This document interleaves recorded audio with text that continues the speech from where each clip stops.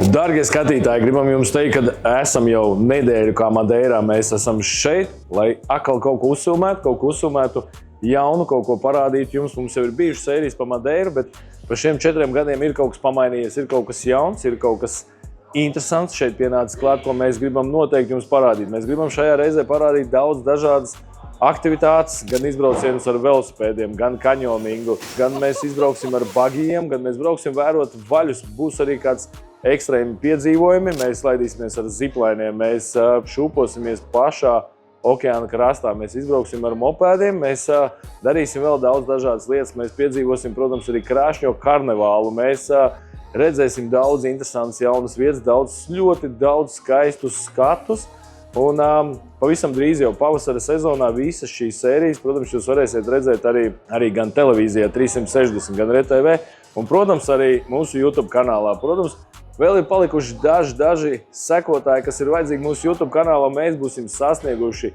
10 000 atzīmu sekotājiem. Tas būs liels mūsu tāds maziņais sasniegums, liels maziņš prieciņš par to, ka mēs esam to izdarījuši, un prieks par to, ka jūs sekotāji sekojat mūsu kanālam, jums interesē tiešām mūsu piedzīvojumi. Tā kā pavisam drīz 7. martā sākās mūsu jaunā sezona, sākās sezona ar Albānijas sērijām. Un pēc tam šajā pavasarī jūs redzēsiet vēl braucienu ar kemperi uz Sloveniju, Itāliju, Austriju. Jūs redzēsiet Gran Canāriju.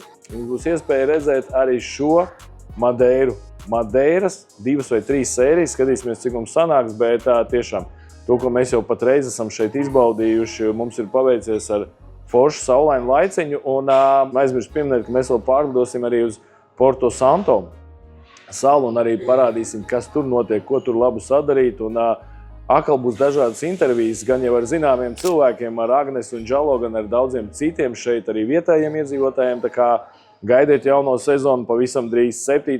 marts nav aiz kalniem, televīzijā, YouTube kanālā un tiekamies jaunos piedzīvojumos. Tā.